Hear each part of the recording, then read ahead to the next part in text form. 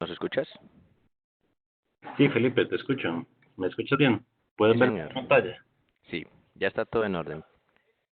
Vos me decís cuando deseas que empecemos. Ya, voy a hacer la presentación. Muy buenos días a todos. El día de hoy el capítulo de potencia de energía tiene un invitado muy especial, es el ingeniero Juan Carlos Montero, el cual trabaja en el Centro Nacional de Control de Energía de Costa Rica. Y nos va a dar una charla hoy acerca sobre las experiencias que ha tenido esta nación con respecto a la integración de energía renovable a su sistema eléctrico. Entonces, no siendo más, los dejamos con Juan Carlos Montero. Muchas gracias, Juan Carlos. Muchas gracias, Felipe, y a todos los compañeros, amigos del IEEE, especialmente los amigos de Colombia. Son un grupo grande e importante de voluntarios que tienen un desempeño destacado a nivel mundial. Y luego, gracias por la invitación. De parte del Grupo ICE estamos muy felices de poder compartir con ustedes la presentación de hoy y hablarles justamente de cómo nos va a Costa Rica en lo que es la integración de energías renovables. Entonces, vamos a iniciar. Vamos a ver dónde está el dar clic. Un momento. Ok. Entonces, como decía, gracias a Dios Costa Rica ha logrado varias cosas muy interesantes a través de la historia. La primera es que tenemos, por ejemplo, un 99.4% de electrificación a nivel nacional. Hemos llegado prácticamente a todos los rincones y estamos trabajando justamente en aquellos pequeños grupos que nos faltan con temas como paneles solares, etcétera.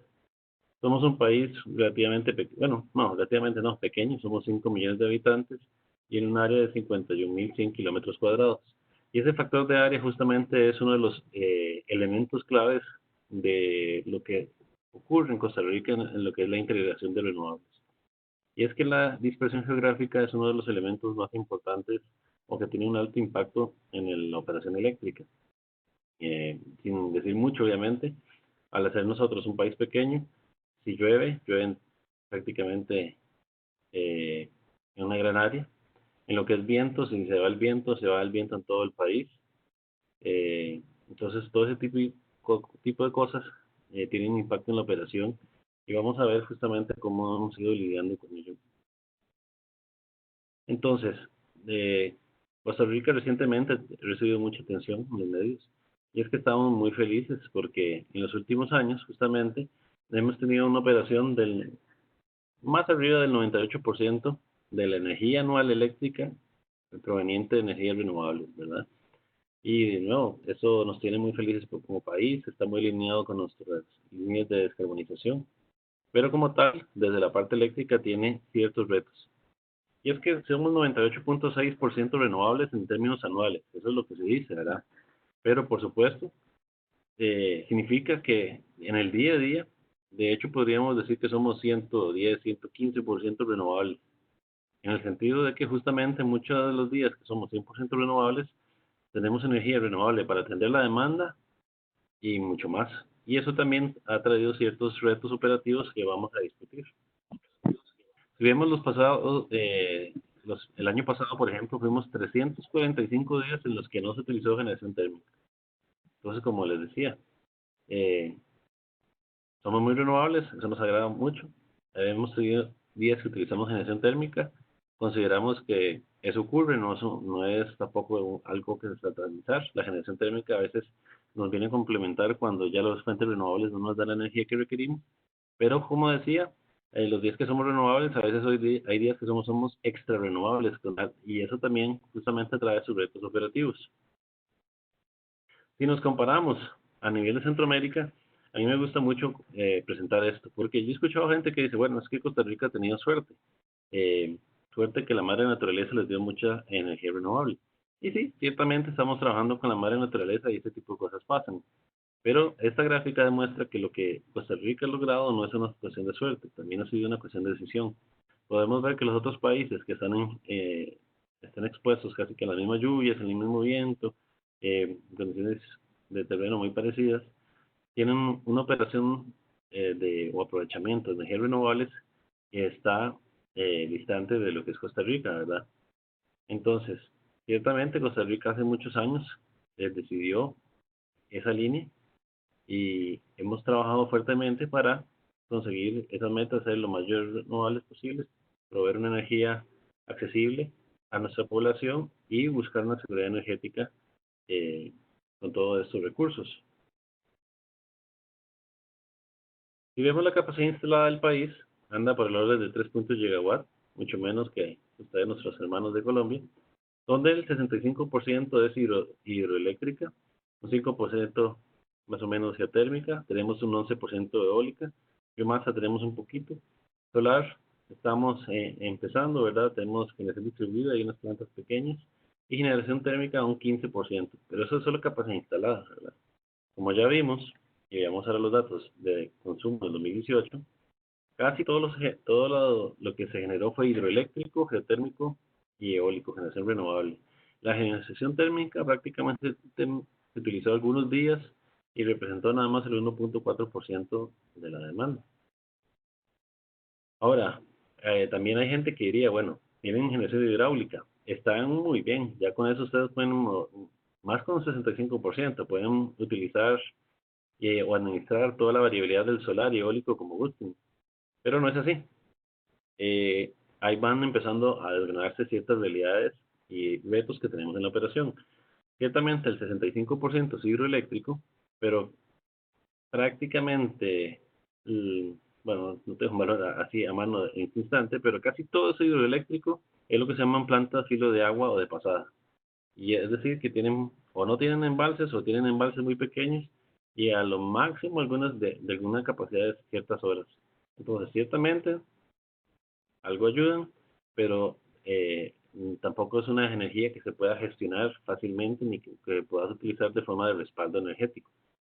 De hecho, en el tema de eólico, como ya he venido anticipando, tenemos que, al tener un país tan chiquito, si se va el viento, se va el viento en todas las plantas eólicas. En ese 11% de capacidad instalada, puede pasar que de un momento a otro perdamos toda la generación del país porque se va el viento, se va el viento en todo el país, ¿verdad? Y vamos a ver justamente cómo se desempeñan esas plantas térmicas y renovables en el día a día más adelante. Si vemos a Costa Rica, que es ese mapita hermoso que tenemos por ahí, ahí podemos ver más o menos cómo está la localización de los recursos. Pero podemos ver que tenemos un gran centro de carga que está rodeado por montañas. Vamos a usar el puntero para mostrarlo. Aquí está el centro de carga del país.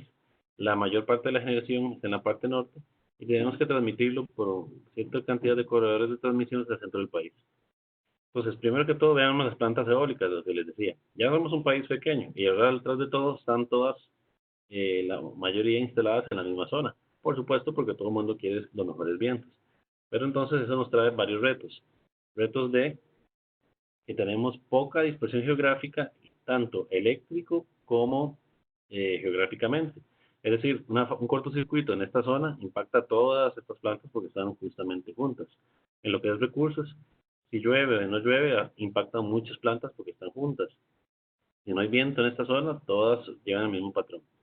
Y aunque teníamos un 65% de capacidad instalada, prácticamente son 4 embalses grandes los que tenemos y ellos son la joya de la administración de energías renovables en el país.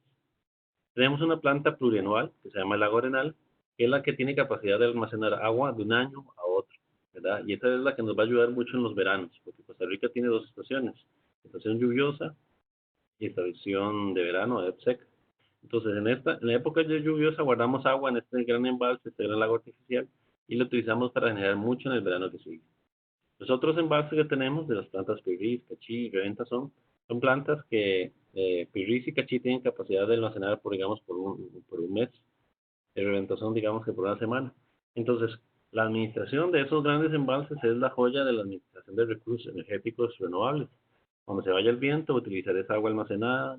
Cuando haya alguna avería de una planta, la utilizaré esa agua de embalses para evitar la generación térmica, etcétera. Entonces, esos son puntos bastante importantes que tenemos que considerar. Veamos un día típico de la época seca. Cuando es la época seca en Costa Rica, podemos ver que los vientos aumentan mucho. Vean qué generación eólica tan bonita, casi que constante las 24 horas. Y eso es porque en Costa Rica entran los vientos alisios, entonces tenemos muy buen de viento, ahí nos encanta. La generación hidroeléctrica en la época seca disminuye, Aquí se ve bastante amplio, pero justamente que la mayoría de esta energía que proveemos viene de los embalses que mencionamos antes. La otra que se menciona, que es la joya de la casa, es la geotermia. En Costa Rica también es un líder en la utilización de energía geotérmica y podemos ver cómo esta energía es base prácticamente las 24 horas del día. Entonces, es como la energía nuclear pero renovable, hermosa, constante y pareja, todo el año, solo sale para mantenimiento. Algunos retos que ya se mencionó, que nos han ido ocurriendo, es que hemos tenido condiciones de demanda mínima, que es esta que se ve aquí, ¿verdad? Aquí vemos la curva de demanda de Costa Rica, las 0 horas, las 3 de la mañana, todos los bares cierran, todo se apaga, entonces baja el consumo, luego viene el desayuno, el almuerzo, el descanso de la tarde y ya luego viene el anochecer, que todo el mundo llega a los hogares. Pero en esta hora de demanda mínima hemos ya tenido algunos problemas de que a veces tenemos demasiada generación renovable y como suele ocurrir, hay mucha que es forzada. La generación eólica es forzada, ¿verdad? No, esa energía que se utiliza se pierde, la geotérmica es base, como dijimos. Y aquí nos pueden empezar a entrar plantas de generación forzada que nos complican la utilización de reservas. Lo otro que nos ocurre a veces es que en esta zona tenemos tanta energía forzada y poca demanda de que tratamos de vender la energía en el mercado eléctrico regional a otros países. Lo que no se puede, se trata de almacenar en embalses, justamente, pero a veces aún así ni siquiera nos alcanza y tenemos más renovables de lo que ocupamos. Entonces, por ejemplo, en fin de año, en Navidad, a veces tenemos inclusive coordinar el mantenimiento de las plantas geotérmicas para poder acomodar la energía renovable forzada que está en la madrugada. En la época seca también ocurre ya lo más crítico, ¿verdad? Que es cuando ya estamos casi llegando a la transición, al final del verano, donde la energía de las plantas hidroeléctricas comienza a disminuir. El viento comienza a irse porque ya está en transición, ya está pasando la época donde no hay viento. Y justamente tenemos que entrar con generación térmica. Pero como decía, lo vemos como algo que no hay que satanizar, es una cosa que ocurre. No es muchos días al año, como vieron, pero bueno, es el respaldo firme energético que a veces tenemos que utilizar para gestionar nuestra energía renovable variable. Veamos un día lluvioso.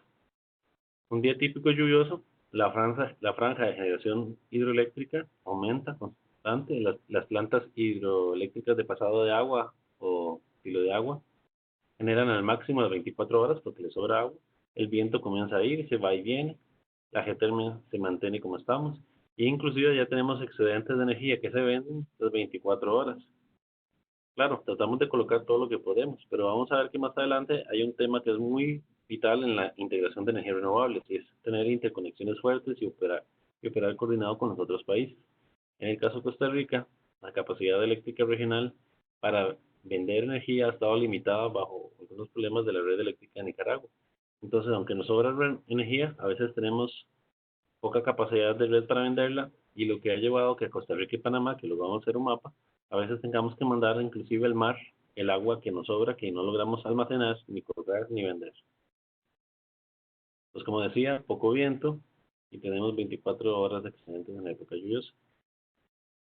Aquí hay un desglose un poco más por plantas. Entonces volvemos al verano, febrero.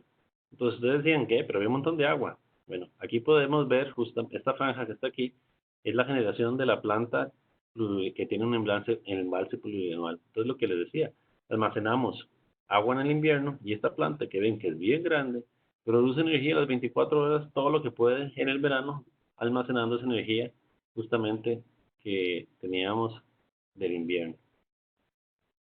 Si vamos a la parte lluviosa, esa planta plurianual casi no genera, que es esta que está aquí, porque se mantiene guardando agua. Y las otras plantas, que son estas, que eran las plantas que no tienen embalses, generan las 24 horas porque está lloviendo, hay agua por todo lado.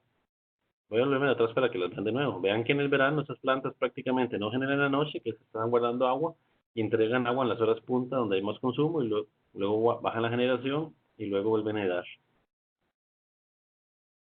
O sea, aparte de lo que hay que manejar en un país como nuestro es que tenemos un mix de generación que tiene características diferentes y hay que saber administrar ese mix de energía.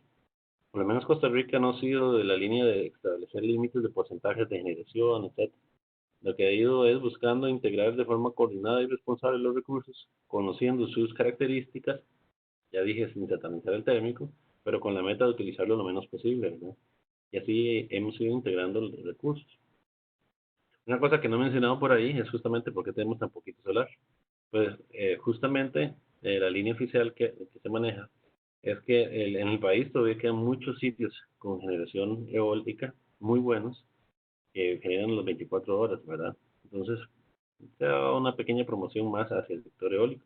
Sin embargo, en los últimos tiempos ya se estaba hablando más de un poco de diversificación para fines de resiliencia y proteger el sistema y tener una mayor generación solar, pero es un tema que apenas está en discusión.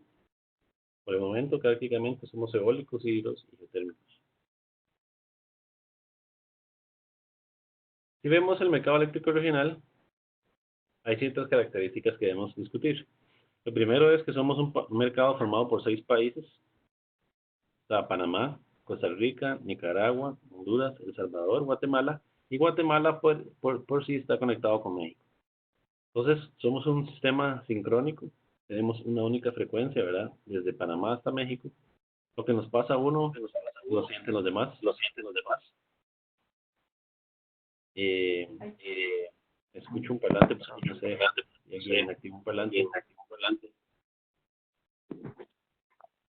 Apareces logueado 2 veces, Juan Carlos. Permítame un momento para un momento.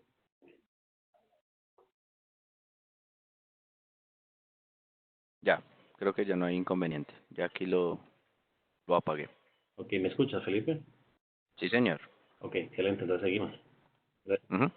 Entonces, Vale. eso es muy importante, porque digamos, ahora alguien decía, bueno, es que ahora con tanto renovable y van a tener problemas de frecuencia. Pero no tenemos realmente problemas de frecuencia, porque primero estamos interconectados a 6 países y lo otro estamos pegados con México. Centroamérica, como sí, es una capacidad instalada como 10 gigawatts y México es mucho más. Entonces, la frecuencia es muy estable. Tenemos algunas otras características como oscilaciones inestables entre Centroamérica y México. Algunas cuestiones de flujos de carga que nos recorren pueden provocar apagones. De hecho, hace 2 semanas hubo un apagón entre Nicaragua y Honduras y que provocó la seccionamiento de varias islas eléctricas. Porque justamente somos un sistema longitudinal. ¿Qué quiere decir eso? Somos como una gran cadena, ¿verdad? Entonces, por ejemplo, si Panamá tiene un problema de energía, una contingencia, se le por una gran planta, México provee la mayor parte de la energía prestada, atraviesa toda la región y llega a Panamá. Entonces, ese es el tipo de problemas de flujos que les hablaba. Porque ya la frecuencia no cae, pero viene un montón de energía que recorre la región y ya provoca algunos problemas. Somos 6 áreas de control, es decir, cada país es responsable de mantener el balance de carga-generación. Entonces, ese es otro reto, porque somos países chiquitos con un montón de renovables, porque los demás países también lo están haciendo, pero cada quien tiene que defenderse en forma independiente y mantener ese balance carga-generación, ¿verdad? Que dictamina la estabilidad de muchos de los sistemas. Entonces, a veces, al ser tan chiquitos, eso es un poco más complicado, ¿verdad? Lo otro es que tenemos un mercado eléctrico del día siguiente. O sea, entre nosotros nos vendemos hoy, o sea, ofertamos hoy lo que mañana nos vamos a vender o comprar. Y en lo que son energías renovables, eso es otro reto, ¿verdad? Porque las herramientas de pronóstico, si son más de 24 horas, ya comienzan a tener errores muy grandes. Entonces, a nivel regional también estamos tratando de trabajar eso, fortalecer las interconexiones, operar de forma más coordinada entre todos y que haya mercados intradiarios, de forma de que uno pueda utilizar pronósticos con mayor precisión. Lo otro, lo que se hablaba aquí, capacidades de transmisión limitadas en Nicaragua. Nicaragua está aquí, ¿verdad? Entonces, Costa Rica tiene grandes excedentes en el invierno. Panamá también tiene una condición similar. Y ahí, si nos llueve a nosotros, a Panamá le está lloviendo. Pero el problema es lo que les decía, queremos vender energía para aprovechar los excedentes de renovables, porque ya la demanda está superada en ciertos momentos, y no podemos atravesar Nicaragua de forma segura con mucha energía. Entonces eso nos ha provocado algunos problemas de gestión de renovables para vender. A nivel regional eso por supuesto se está discutiendo, pero es un proceso que todavía está eh, avanzando lentamente. Entonces, ¿qué es lo que les decía? La administración de los embalses en el caso de Costa Rica ha sido una cuestión muy, muy importante y que ha sido muy valiosa. O sea, digamos, se hacen estudios justamente como la gráfica de aquí, donde es en el embalse plurianual, se administra todo el año para saber, bueno, ese embalse va a empezar a usarse de esta forma intensiva, toda esa energía, lo voy a batir y a partir de tal momento recojo el agua ya para el otro año, para hacer ese gran manejo de energía entre los del año. Entonces, ese embalse anual nos da la gran seguridad energética. Y los embalses medianos que mencionamos antes, ellos justamente guardan agua durante el verano y se utilizan muy sigilosamente para cubrir cuando el viento se va, porque como les decía, en el verano, aunque vimos un viento muy bonito, de ahí se va el viento y perdemos 400 megawatts de generación eólica. ¿Y de dónde sale esa energía rápida? Sin tener que utilizar térmico, de los embalses medianos, de forma de proveer respaldo energético y siendo renovables. Y también otra cosa que se ha utilizado, en el 2007 Costa Rica tuvo un racionamiento de energía. ¿Qué fue lo que ocurrió? Una planta térmica que era el respaldo, donde estaba el respaldo, falló y nos quedamos sin respaldo ante esa gran pérdida de energía. Con estos embalses que se administran durante el verano, se da respaldo de que si falla alguna otra fuente de energía, mantengamos la operación estable. Ah, pero el eólico no es que sea una joya. O sea, aquí vimos unos gráficos muy bonitos, pero veamos algunos gráficos de que cómo se mueve. Ok, pues como les dije, hay poca dispersión geográfica, entonces el viento le pega a todas por igual. Entonces, por ejemplo, aquí tenemos un evento que fue en enero, que es la época de viento en Costa Rica. La generación andaba como en los 300 megawatts, por ahí estaba alta, digamos, siempre variándose. Y llegó un evento de viento que se perdió el viento por prácticamente 5 días y luego volvió. Entonces, este tipo de hueco, que es un montón de energía, es justamente la que tenemos que administrar con los embalses medianos. Proveer el respaldo de esta parte. Si no nos alcanzan los embalses, procedemos a comprar energía en la región, apoyarnos con nosotros y obviamente, como dije, si ya la cuestión es mucho más severa, se tendría que arrancar las plantas térmicas, pero bueno, en los últimos 4 años lo hemos logrado minimizar. Este es otro ejemplo, en Semana Santa de 2017, teníamos una gran generación y ¡pum!, otra gran cantidad de días sin viento. Ahora, hemos tenido pérdidas de generación por falta de viento y por superviento, porque en Costa Rica los vientos son muy altos.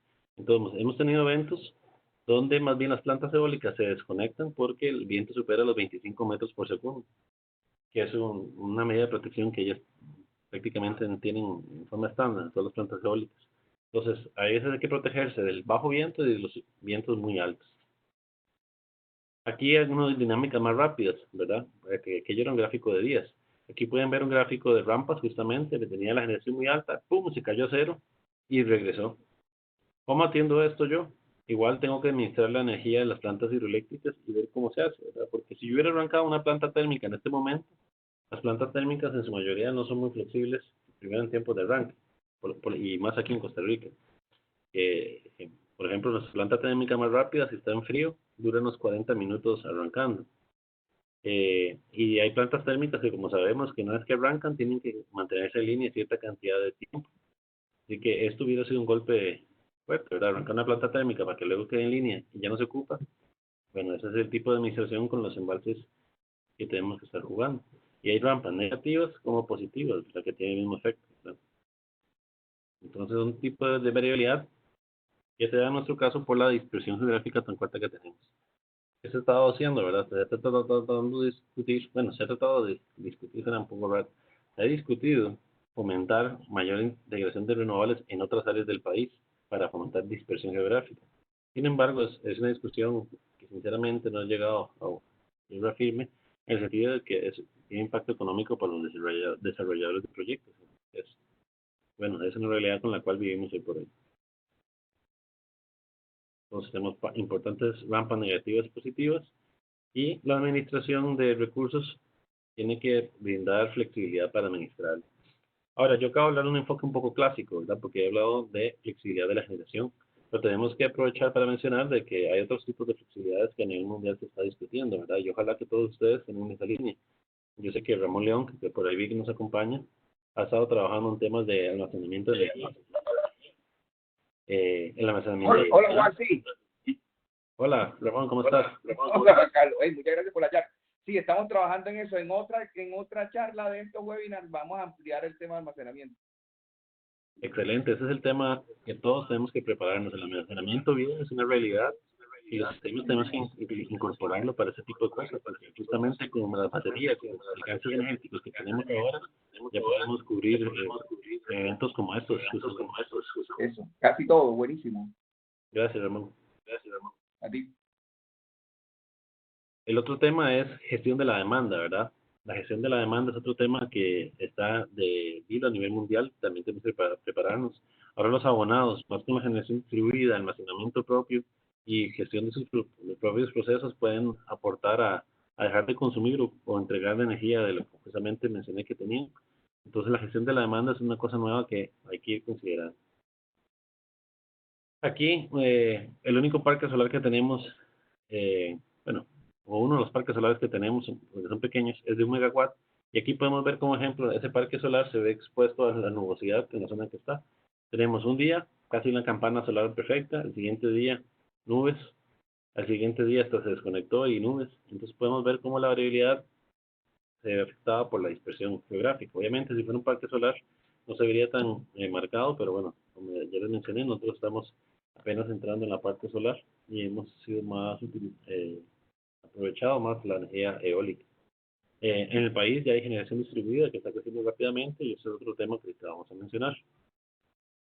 ¿Qué acciones hemos estado realizando? Como ya vimos, tenemos excesos de energía renovables, somos muy renovables y eso justamente está ayudando a Costa Rica en sus temas de descarbonización.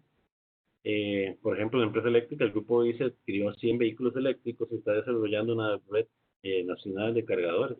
Porque ocupamos más demanda, hay que decir, ocupamos más demanda que nos ayude a gestionar los recursos renovables.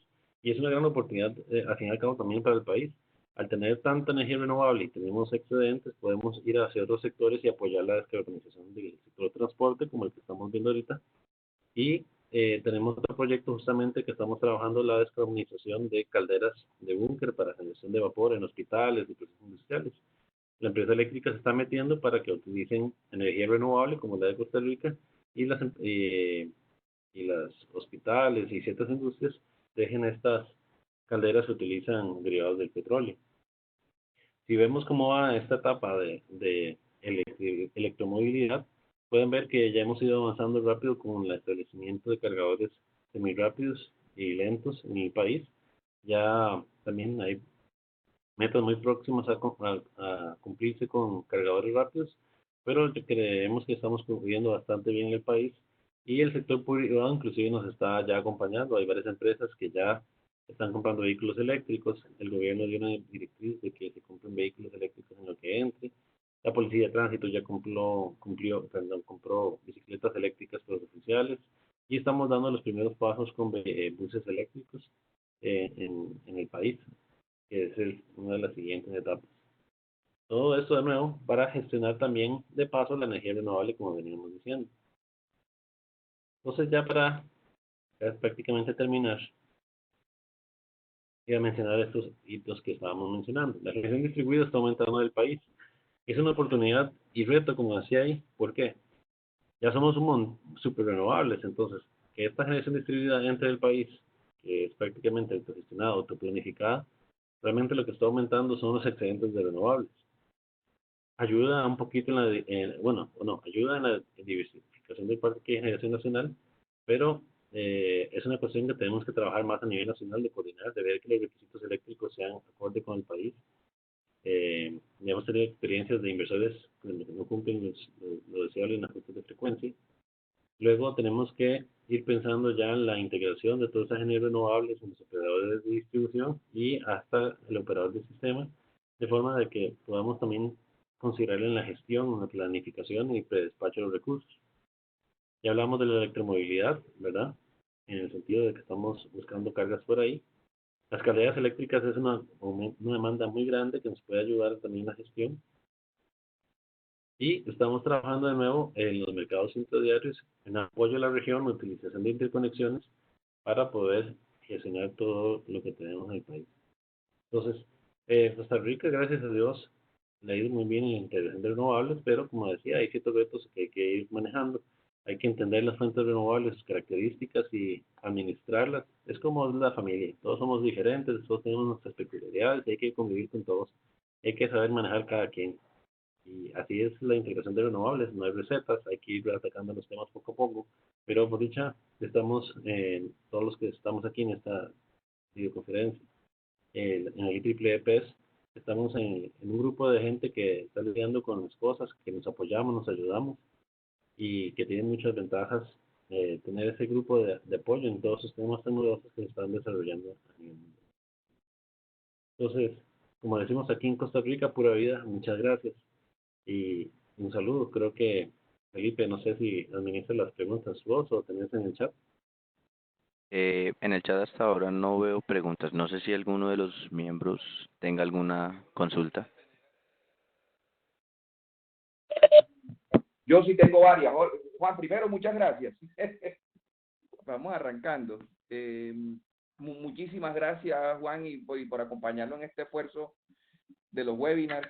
Es algo que queremos, incluso con la misma liderazgo tuyo también, queremos repartir en toda Latinoamérica, y la verdad, expositores nos están sobrando. La cantidad de gente que conoce mucho sobre diferentes temas del sector aquí en Latinoamérica se está animando. Así que muchas gracias, Juan, y empecemos como a considerarlo como de verdad esto como una iniciativa interesante para todos nosotros en la región. Yo tengo un par de preguntas ya con respecto al mercado en Costa Rica, y perdóname por yo no haberlo estudiado antes, pero cierto que en el caso de ustedes, ICE es el administrador, operador y dueño de los recursos. Allá existen productores independientes. ¿Cómo funciona desde el punto de vista de mercado? Sí, si gustas, atiendo esa primera, que es muy importante y realmente es valiosa. En el caso de Costa Rica, somos una empresa verticalmente integrada. El operador del sistema pertenece al ICE, la transmisión y casi toda la generación es del ICE. Existen plantas de empresas distribuidoras que atienden la carga local de ellos, y existe un grupo de generadores privados, pero que solo vende al grupo ICE. Entonces, prácticamente que, como más o menos decías, el grupo ICE domina toda la estructura, ¿verdad? No hay un mercado abierto, sino que el ICE se encarga de toda la gestión. Y eso también, en cierta forma, ha sido ventajoso para toda esta cuestión de integración de energías renovables, porque hay un único dueño, ¿verdad? Y comprometido, que todos tienen que poner de su parte para que todos participen y mantener la seguridad.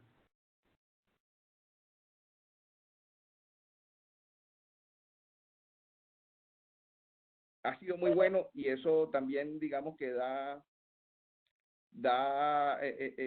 una muy buena señal de Costa Rica, porque hay otros países donde tienen eso integrado verticalmente y no se ha logrado.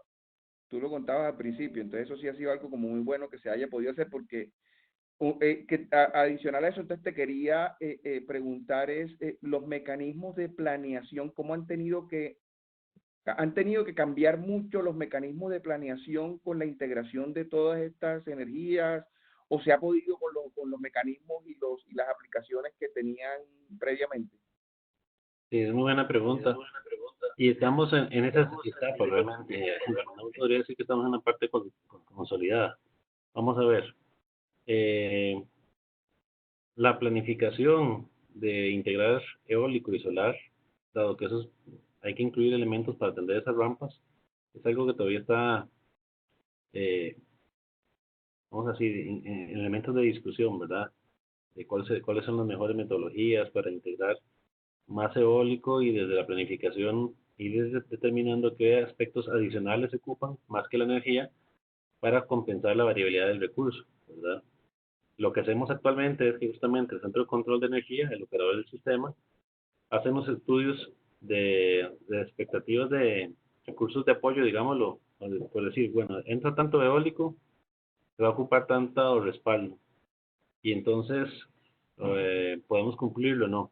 Digamos que el operador del sistema es el que da esa noción de cuánta variabilidad puedo manejar. Eso es lo que hace el operador del sistema. Con eso el área de planificación de largo plazo toma esos valores y lo va integrando en los planes de expansión.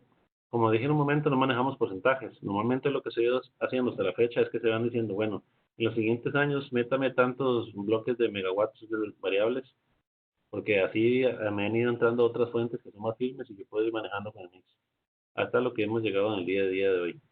Sin embargo, lo que está creando, por ejemplo, una transformación también en la planificación es la integración de generación distribuida, porque esa generación distribuida no había sido considerada anteriormente y como ya vieron, ya son 46 megawatts, nuestra demanda es de 1700, entonces ya esa generación distribuida están alcanzando valores interesantes, importantes, y ha tenido que, pues está buscando la forma de incluir en la planificación de largo plazo estadísticas o expectativas de integración de generación distribuida que pueda ser considerada. El otro elemento es también los vehículos eléctricos, ¿verdad? Se está dando justamente una promoción de vehículos eléctricos, se están colocando cargadores, hay leyes nuevas que están promoviendo el uso de vehículos eléctricos, exoneraciones. Entonces también se están incluyendo en el planeamiento de largo plazo modelos que estimen cuántos vehículos eléctricos pueden haber hacia el futuro. Pero la tónica sin duda es que hay mucho más incertidumbre en la planificación de largo plazo. Todos estos temas son temas que brincan rápidamente y son súbitos, tienen impacto y se ha complicado la planificación de largo plazo para por lo menos prever esto, ¿verdad? Y lo que se ha tenido que hacer es que justamente la planificación de mediano plazo del operador del sistema ha tenido que entrar a apoyar ese proceso que existía antes, que era solo térmica, Claro, muchas gracias, Juan Carlos. Sí, es que eso espera uno y creo que de ahí seguramente habría la pregunta posterior y es cómo esperan que esa electrificación del transporte impacte todos esos mecanismos y no sé si han visto temas como en la distribución, si eso tenga algún, o todavía la cantidad de vehículos eléctricos no ha presionado todavía los cambios en la distribución. Sí, gracias. Bueno, como decís, esa es la línea mundial, ¿verdad? La electrificación del transporte eh, puede crear cierto estrés a los circuitos de distribución. En el momento todavía nosotros no hemos llegado a un punto que provoque problemas. Lo que se está trabajando con las distribuidoras a que tengan mejores modelos de seguridad de distribución, que tengan modelos en PLC, que tengan AMS, digamos, que tengan mejor observabilidad y gestión de los recursos de las distribuidoras, pero no hemos tenido un impacto. Digamos que la integración, el ritmo que llevamos, no ha sido tan agresiva, por dicho. En este momento más o menos tenemos unos 600 vehículos eléctricos que prácticamente se empezaron a meter fuertemente después de que se dio la emulación de una ley que promueve la electrificación del transporte y del que el ICE empezó a desplegar la plataforma de cargadores a nivel del país. Pero es un tema al cual estamos atentos, digamos, y lo que hemos buscado es justamente de reforzar la ingeniería en las empresas distribuidoras. Ciertamente, por lo menos a nivel nacional, ellos se han manejado un entorno clásico, ¿verdad? Flujos unidireccionales, y este tipo de nuevos usuarios y cargas, eh, hemos tenido que trabajar con ellos, de nuevo, aspectos de ingeniería, del análisis, pero nos han reportado por las dimensiones que tenemos todavía problemas en infraestructura. Gracias.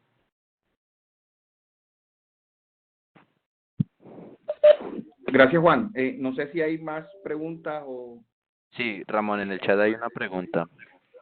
José Abel nos pregunta, primero que todo agradece por el desarrollo del webinar y quiere consultar cuál es el plan que emprendieron en Costa Rica para fomentar la generación distribuida.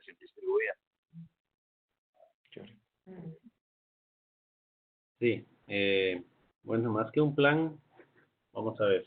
El grupo ICE fueron los primeros que, viendo justamente las tendencias mundiales, porque la generación distribuida es una tendencia mundial, ¿verdad? Ya muy consolidada en sistemas como Alemania, California y muchos más. Empezó primero a crear un plan piloto. Un plan piloto que llevó a crear 10 megawatts de generación distribuida. Con eso aprendieron a ver esquemas de conexión, esquemas de medición, ¿verdad? Y al final, eh, a partir de ahí, se creó un decreto que permite el intercambio neto, net exchange. Actualmente en Costa Rica, por ejemplo, no se pagan los excedentes de energía hacia la red por cuestiones legales. Pero también diría yo, a criterio personal, la conciencia nacional que hay sobre la utilización de los recursos renovables ha creado que muchas personas quieran ser autosuficientes a partir de energías renovables también, y algunos también, hay que admitirlo, lo han colocado para reducir sus costos de facturación hacia las empresas distribuidoras, ¿verdad? Entonces también ahí tenemos ciertos retos porque el modelo tarifario nacional viene con un modelo tradicional y estamos tratando de modernizarlo para que las empresas distribuidoras puedan aceptar esa generación distribuida de una forma responsable sin afectar a los otros abonados y sin que ellas sufran en sus ingresos, ¿verdad? Entonces, ha sido un proceso que ahí estamos, pero que, como decía, está avanzando bastante rápido. La promoción, yo diría, nuevamente está un poco más asociada a temas de facturación, conciencia de las personas, pero en sí no hay como un incentivo, no hay, llaman estos, no, incentivos adicionales y inclusive, como decía, no se compran los excedentes que puedan generar. Está muy enfocado a la gestión distribuida al autoconsumo. Listo, Felipe. No sé si hay otra pregunta. No, no sé si alguien más quiere escribir algo en el chat. Creo que ya no hay más dudas. Muchísimas gracias, Juan Carlos. En serio, muy amable por tu presentación, muy completa. No sé si Ramón quiera comentar algo más. Sí, solamente también, Juan Carlos, muchísimas gracias. Yo creo y te vamos a pedir el favor que de pronto en una oportunidad a principio del año que viene hagamos el update de esta presentación en otro de los webinars, cuando tengamos todavía más personas enroladas en este tema, porque el interés que se ha venido teniendo es mucho. Eso es lo primero. Lo segundo es que a todas las personas que están escuchándonos, recordarles del evento de FICE y Triple SY que se va a hacer en Colombia, en Medellín, el 3 y 4 de diciembre. Eh, en los como a vuelta de correo, agradeciéndole la participación en el webinar, van a recibir toda la información, la página web donde está la agenda de este evento, que es el primero que hacemos en Colombia, del capítulo Colombia de la sociedad, en asocio con Sigre Colombia también, y a seguirlos invitando a los próximos webinars. A todos, muchísimas gracias, y Juan Carlos, agradecemos profundamente que nos haya acompañado esta vez y que no sea la última, sino que al contrario. No, muchas gracias a ustedes de nuevo. Es una iniciativa muy buena y para eso estamos los voluntarios Triple E, para apoyarnos, darnos experiencia entre países. Más bien, un día de esto les vamos a pedir también a ustedes el favor que nos compartan la experiencia allá en ICE, en Colombia, y todas las cosas que están haciendo, que también son muy novedosas. Este evento que me comentaba es muy importante con las empresas, con los entes mundiales líderes, y sin duda va a ser un éxito. Y desde ya todo el apoyo que podamos dar. Muchas gracias. Muchísimas gracias, Juan, y no, y esperamos que sí, seguimos conversando. Y a todos, muchísimas gracias por la asistencia. Así que nos vamos rico a almorzar. Muchas gracias de Perú. Veo que hay varios de nuestros amigos allá. Está funcionando la promoción también con nuestros amigos, con Jorge Lafite y con Santiago. Claro, Muchísimas gracias a todos. Vale, que estén muy bien. Hasta luego, muchas gracias. Gracias. Vale, chao.